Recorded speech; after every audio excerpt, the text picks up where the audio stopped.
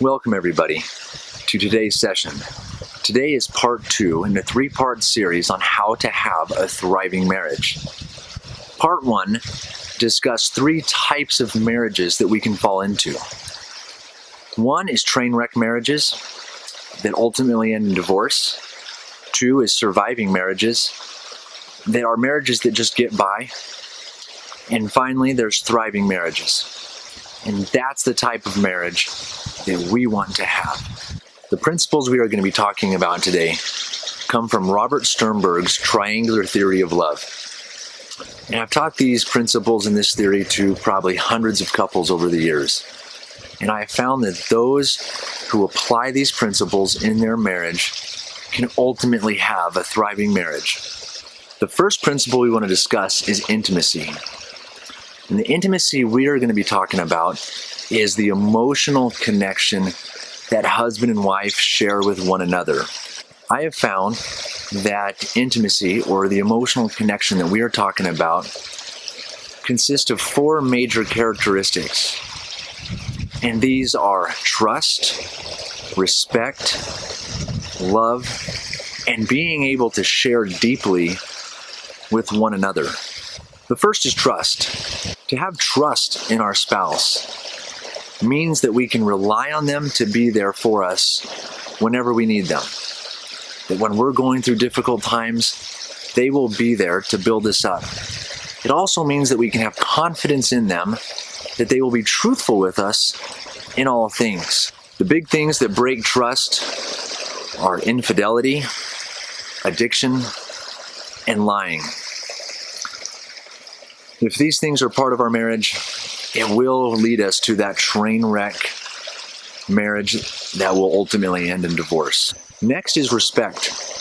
When we respect each other, we think highly of each other, and we have a deep admiration for one another, and we treat each other with kindness. I find that disrespect is one of the big wedges that drive couples apart. These things include starting to criticize one another, to demean one another, and to put each other down in the beginning in small ways, and later on even in big ways. So we want to hold that deep admiration and that kindness and that consideration for one another. The third component to an emotionally connected relationship is love. Now that may seem obvious. Of course we love each other. That's why we're married to each other. But how many times have we heard someone say, we just fell out of love? And what does this even mean? How does one fall out of love when at one point in their life they loved each other so much and they wanted to spend the rest of their life with each other? Stephen R. Covey, in his famous book, 7 Habits of Highly Effective People, explain that there's 2 types of love. There's love the feeling and love the verb. And love the feeling is a product of doing love the verb. And I find this to be very true. I find that as years go by, what happens is couples stop doing love the verb. Whereas in the beginning, when they were dating or first married, they went out of their way to show love the verb, to do things, and to express their love in so many different ways. And over time, we start to take that for granted, and we stop doing those things. And that's how I believe we can fall out of love. So we need to be proactive in doing love the verb. And one of the best ways we can do that is to understand and to practice the idea of the 5 love languages. Now we'll go into that in much more detail in another video, and many have probably heard of it, and if you haven't, look it up. It's very popular, and I believe it's also very effective in expressing and keeping love alive in a marriage. The final key characteristic and component of an emotionally connected and intimate relationship is being able to share deeply. This is where we share our hopes, our dreams, our fears, our feelings, our thoughts, all the inner workings of our soul with one another. But we need to be able to feel safe to do that. And that's where the other three components come into play: trust, respect, and love. If we don't have those things, we're not going to feel comfortable and safe to share deeply with one another. And men, this is where we really fall short. We are, again, not very emotional people, or at least we're not conditioned to be in touch with our emotional side. And so we shut down there frequently.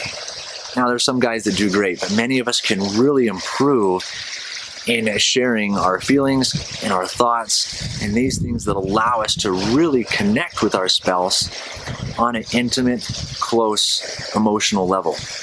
So it is really important for both men and women, in particular us men, to learn how and to be able to share deeply on a regular basis if we want to have a thriving marriage. So there's the emotional connection, or the intimacy part of Sternberg's triangular theory of love. Again, it's essential. It's a key component to a thriving marriage. And to do these things, we have to have the respect, the trust, the love, and the willingness to share deeply with one another.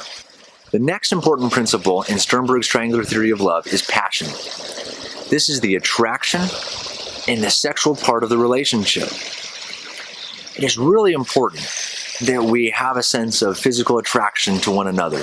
Now, for most, this is what draws us together in the first place.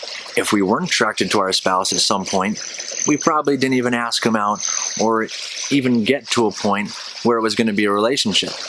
Now, sometimes this happens, and usually when this happens, it becomes a problem in the relationship. Each person, I believe, deserves to be attractive to their spouse.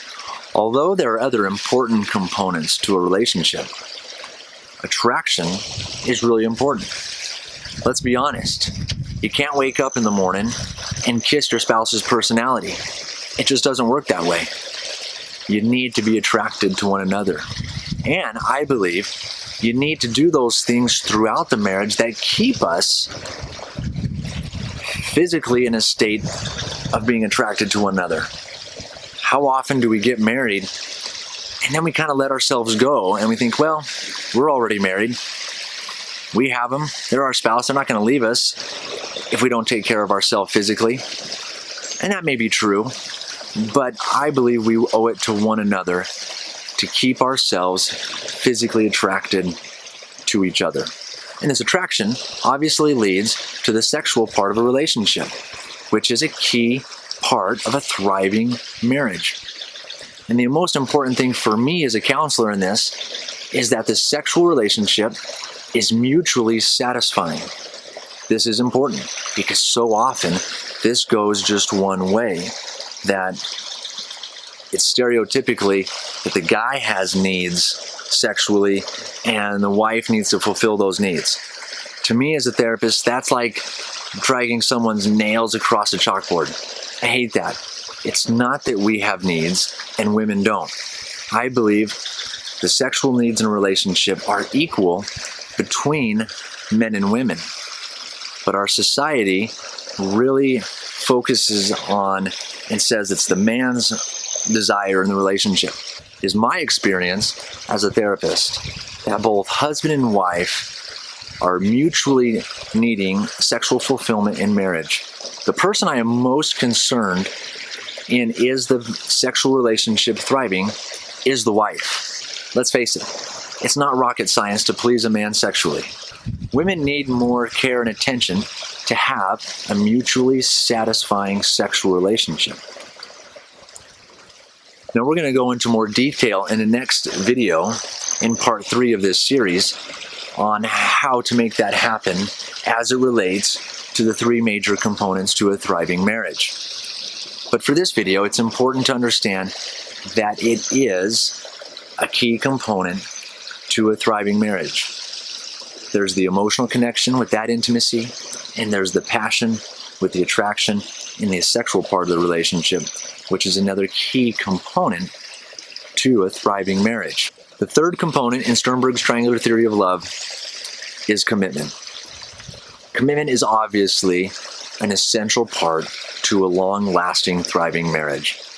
This is why in many marriage ceremonies we hear things like, "Till death do us part," "Through sickness and in health," "For better and for worse."